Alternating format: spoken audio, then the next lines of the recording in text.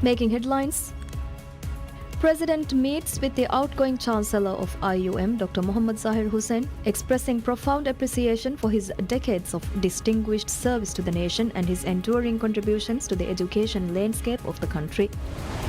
Finance Minister Musa Zamir states that BML has consolidated its place as the nation's bank and is a key development partner for the country's development agenda.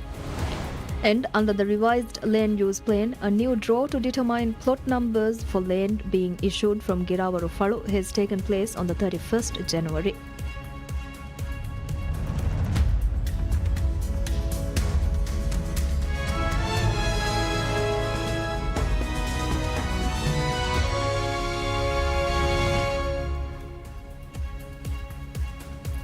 Bismillahirrahmanirrahim. Assalamu alaikum. Welcome to PSM News in English with me, Hafiz Abdusattar. President Dr. Mohammad Muiz meets with the outgoing Chancellor of the Islamic University of Maldives, IUM, Dr. Mohammad Zahir Hussain, expressing a profound appreciation for his decades of distinguished service to the nation and his enduring contributions to the education landscape of the country. The meeting took place at the President's office, where the President paid tribute to Dr. Zahir Hussain's immeasurable role in shaping and advancing the country's education system.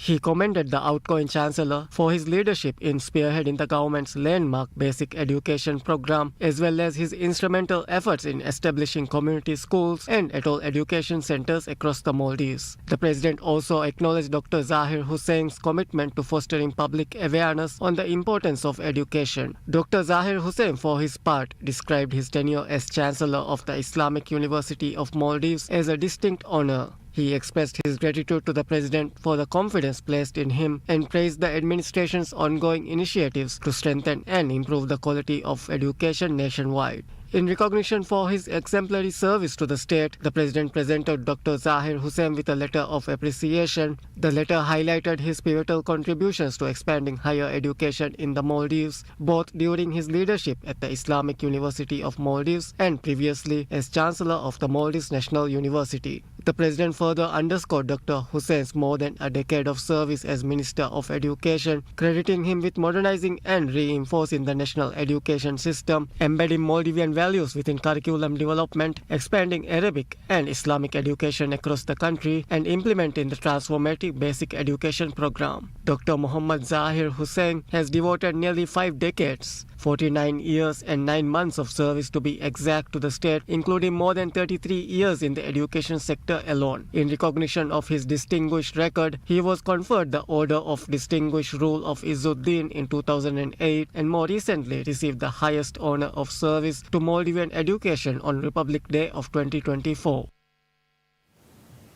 The first President of the Human Rights Commission of the Maldives, HRCM, Ahmad Salim, presents his book HRCM's Memories to President Dr. Mohammad Muiz.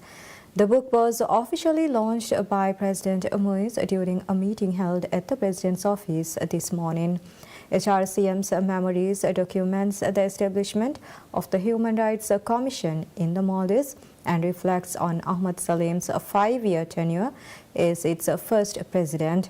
The publication also provides detailed accounts of key events that took place during the Maldives' historic transition to democracy. The first Human Rights Commission in the Maldives was established in 2003 through a presidential decree. Ahmad Salim was amongst the first members appointed to the commission. He later became the first president of the Independent Human Rights Commission formed under the new constitution. The book is expected to serve as an important reference on the development of human rights in the Maldives, while also contributing to the historical record of the establishment and evolution of state institutions. First Lady and Chief Guide Sajida Muhammad meets with Numat Shafiq, Chairperson of the Asia Pacific Regional Committee of the World Association of Girl Guides and Girl Scouts. The meeting was attended by senior members of the Maldives Girl Guides Association and was held at the official residence of the President, Mulyage. Discussions are focused on ongoing Girl Guide activities and ways to further expand and strengthen the movement in the future. The two sides also discussed various projects planned to broaden the Girl Guide movement in the Maldives and enhance the skills and abilities of children. The Maldives Girl Guides Association conducts a wide range of activities aimed at empowering girls and women. To date, more than 14,000 children from 88 schools have participated in programs conducted by the association.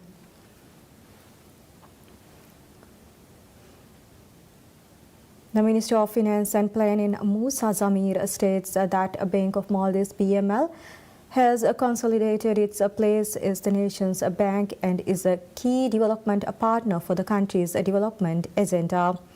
Speaking at the inauguration of BML's new branch office in Kudahuadu in Dal Atoll, Minister Zamir noted that with the changes brought to BML since President Dr. Mohamed Muiz took office, the bank has rightfully cemented its place as the nation's bank. The minister reflected on the bank's role in recent development projects undertaken by the government and said this showcases the growing involvement of the bank in the country's development plan. The minister also gave his opinion on public discourse regarding the bank's business model and its partnership with the government, stating that it is natural for the bank to expand its service portfolio as the nation's economy continues to grow. He stressed this in the status quo evident in all development agenda. Looking ahead, the minister hoped that in the future the bank will continue to expand its service portfolio. He said the bank's most important role is to partner with the businesses in the country's private sector, whether they be small, medium or large companies, and work together to ensure success. He added, if work is carried out accordingly, it will benefit the entire nation. Bank of Maldives BML Chief Executive Officer CEO and Managing Director Mohammad Sharif reveals that it will complete and hand over the housing units being constructed under the BML Affordable Housing Projects Initiative. In compliance with Maldives Monetary Authority MMA regulations, BML has established BML Affordable Home Leasing Private Limited. This subsidiary is tasked with financing and implementing housing projects, having already solidified an agreement with the government to develop 3,000 units across the Greater Malé region in November 2025. Under this scheme, 300 housing units will be developed in Wili Malé and 2,700 will be developed in Hulu Malé Phase 1 and Phase 2. The scheme was later expanded to include an additional 260 housing units. Speaking during the inauguration of BML's Kudahuadu branch in Dalu Atoll, BML's Managing Director Sharif said that the growth of the bank financially and operationally strengthens its motive of prioritizing development initiatives to the citizen as part of its role as the national bank. He reiterated that BML is a partner in such vital development initiatives of the government. These projects are being implemented through local and international partners, contracted through a rigorous evaluation in line with the governance, risk and compliance standards detailed under the MMA's Inclusive National Affordable Housing Scheme INAH. The projects were awarded to local contractors Amin Construction Private Limited, FW Construction Private Limited, Rashid Carpentry Construction Private Limited, as well as international contractors Beijing Urban Construction Group and China Machinery Engineering Corporation. BML subsidiary BML Affordable Home Leasing Private Limited was established with approval from MMA and is Sharia compliant. BML and its subsidiary is working towards realizing the central bank MMA's vision of financial inclusivity for all and affordable housing initiatives, which also is a key pillar of the current administration's broader vision for a more equitable society. Public Service Media PSM rolls out a red carpet celebratory welcome to the Maldives national futsal team after its recent attempt in the inaugural SAF Futsal Championship organized by the South Asian Football Federation, SAF.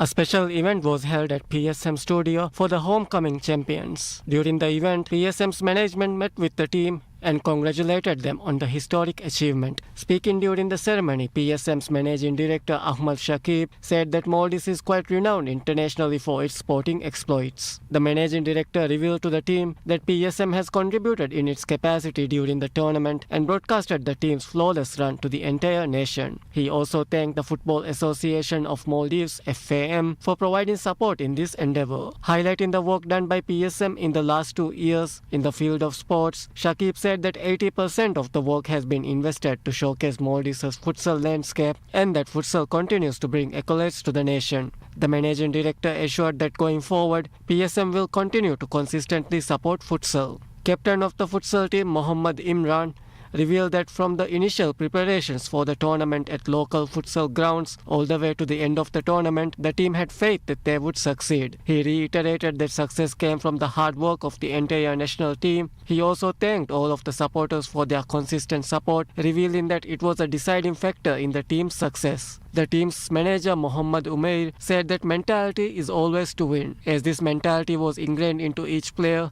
he also thanked PSM for its support to the team. He particularly noted the real-time coverage and interviews taken by PSM and said he provided his full support to the PSM team in ensuring the team's hard work was broadcasted to the public. Under the revised land use plan, a new draw to determine plot numbers for land being issued from Girawar Falu has taken place on the 31st January. The draw follows a new land use plan for the location which was gazetted on 26th of January with 4,072 plots allocated under the Binvaria scheme. According to the Ministry of Housing, Construction and Infrastructure, the previous land use plan had 610 land plots unallocated. The plot sizes for the land plots allocated are as follows: 2,605 land plots of 1,250 square feet, 2,313 land plots of 1,650 square feet, 250 land plots of 2,050 square feet and 1 land plot of 2,450 square feet. The draw took place at the social center of the nation's capital, Male City. The draw was conducted by the ministry staff with recipients of land plots in attendance. The draw was broadcasted live on PSM. In an effort to enhance transparency, recipients were also sent SMS in real time for the land plots allocated as the draw was being conducted. The ministry also revealed that they will announce a date for issuance of agreements and land registries later. Furthermore, once the ongoing land reclamation work is completed and demarcated, plots will be handed over to its recipients. The government has decided to expand the reclamation effort at Girawar by 113 hectares. The previous land use plan lacked areas to provide basic facilities compared to the population. As such, the current administration took on the work to ensure a revised land use plan was formulated, ensuring adequate space for necessary facilities, including green spaces and basic facilities. Maldives Zakat House has rolled out a Fitr portal, enabling individuals to view real-time data for cash collected on Zakat al-Fitr. Zakat House said that in preparation for the upcoming holy month of Ramadan, it has established a fully digital portal titled Fitr Portal to enable real-time viewing of Zakat al-Fitr collections. This system has been established to assist individuals that may encounter difficulties with online payments, expanding the option for physical cash collections. The aim of the portal is to strengthen the coordinated efforts nationwide by Zakat House and island councils for the collections of zakat and streamline the process. Additionally, this portal will enable Musarrif al-Zakat to collect their share of the zakat at the end of Ramadan in a transparent manner that upholds Islamic Sharia. This marks an important step implemented by the recently enacted Zakat House to strengthen the administration and distribution of zakat in the Maldives as per its mandate.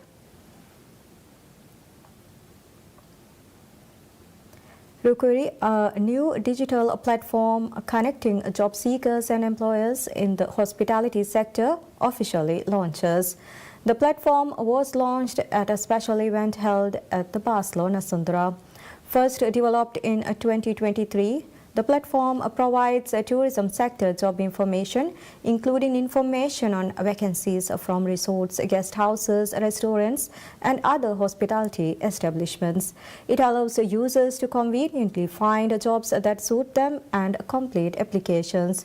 Users can view in real time the progress of their application, and employers can manage hiring through a transparent recruitment system. Rookery is developed by Island Recruits. The platform's co-founder, Ali Faiz, said the platform aims to simplify recruitment and ensure equal opportunity. He said the platform will empower workers while also providing multiple benefits to employers. The Maldives Ports Limited MPL doubles the demurrage fee period for goods stored in open facilities at the Malé Commercial Harbour, a measure intended to reduce logistical cost for importers and provide relief to small enterprises. Under regulations approved by MPL's Board of Directors, the grace period for non-containerized cargo stored in the port's open storage area has been extended from 5 days to 10. Importers had previously been permitted a 5-day window before demurrage charges were imposed on conventional cargo held in open storage zones. The revised policy, which effectively doubles the cost-free duration, applies specifically to goods brought into the harbour without containers. MPL officials noted that the waiver does not apply to perishable items or certain conventional goods susceptible to rapid spoilage. The company described the measure as a targeted initiative to support small and medium enterprises which have faced mounting economic challenges under current market conditions. Port Authority characterized the adjustment as a significant reprieve for the trading community, particularly for businesses reliant on imports. The new protocol will take effect on the 1st of February, applying to cargo unloaded from vessels arriving at the Malé Commercial Harbour.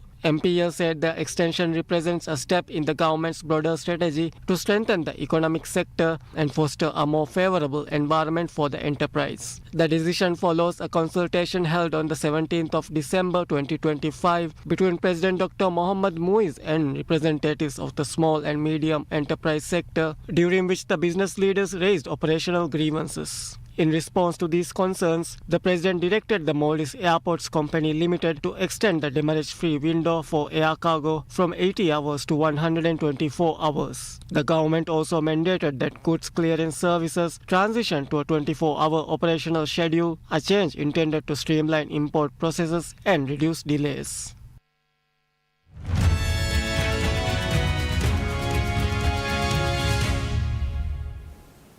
India made a fresh bet on its manufacturing sector in its annual budget, but the Narendra Modi-led government's reform plans fell short of expectations as the global economic order undergoes profound changes brought by the Trump administration. The budget for the next fiscal year will focus on structural reforms, particularly in the manufacturing sector, building a robust financial sector, and stepping up investments in cutting-edge technologies, including artificial intelligence. Modi government has been struggling to raise manufacturing from the current level of under 20% of GDP to 25% to generate jobs for the millions entering the nation's workforce each year. The budget will prioritize scaling up manufacturing across 7 sectors. They include pharmaceuticals, semiconductors, rare earth magnets, chemicals, capital goods, textiles, and sports goods. India is also striking deals such as a landmark trade agreement with the European Union to offset the hit from the 50% tariffs President Donald Trump has imposed on some Indian goods shipped to the US.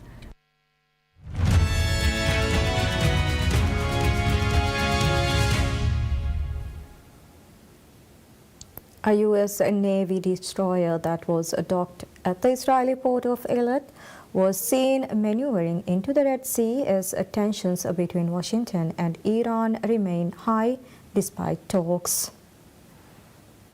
Israel's INET said the arrival of the destroyer at the southern port of the Gulf of Aqaba near Israel's borders with Egypt and Jordan was pre-planned and part of ongoing cooperation between the US and Israeli militaries.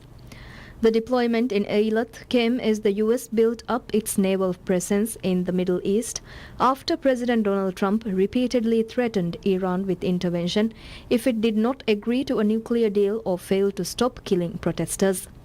Also earlier, Trump said that Iran was seriously talking to the US, with Tehran warned of regional conflict if the US attacks Iran. The US Navy currently has 6 destroyers, 1 aircraft carrier and 3 littoral combat ships in the region.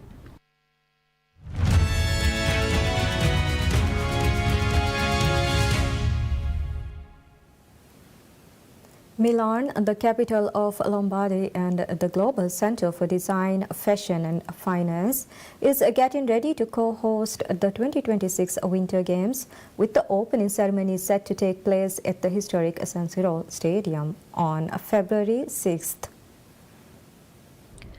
The iconic Piazza Duomo will house a major media hub, while the Fossa Castle is being transformed into a fan village with a giant screen to follow the events. Also, the neoclassical Arco della Pace will host one of the 2 Olympic cauldrons to be lit at the end of the opening ceremony. The Milano Cortina Olympics will run from February 6th to 22nd, 2026, with the Paralympics to follow in March.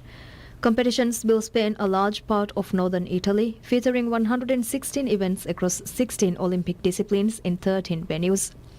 Milan will stage figure skating, ice hockey, short track and speed skating in a mix of newly built and revamped venues.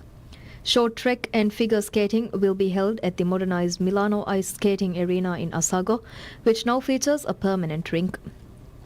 Speed skating and part of the ice hockey schedule will unfold inside the Milano Ice Park, a temporary complex built within the Rho Fiera Milano exhibition area. Ice hockey will also be hosted at the new Milano Sant'Agila Ice Hockey Arena, designed to serve as a multi-purpose event space after the Games. The 2026 edition will mark Italy's 3rd Winter Olympics. Cortina first hosted in 1956, while the most recent Italian Games were staged in Turin in 2006.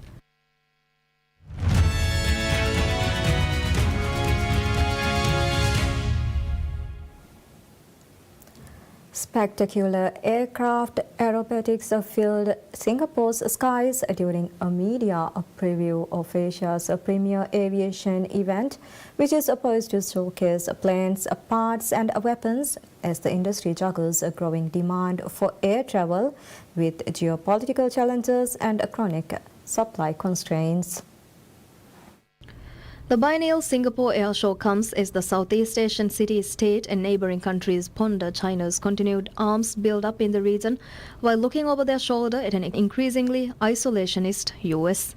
The February 3rd to 8th event, Asia's largest air show, is expected to attract more than 1,000 companies, including aircraft manufacturers, airlines, arms firms and military delegations from around the world. The show also comes at a pivotal moment for the global civil aviation sector. Airlines are working to solidify their post-pandemic recoveries and expanding fleets, while manufacturers continue to grapple with lingering supply chain bottlenecks and trade restrictions. And that's all we have for this hour. Thank you for watching. Wish you all a very pleasant time ahead.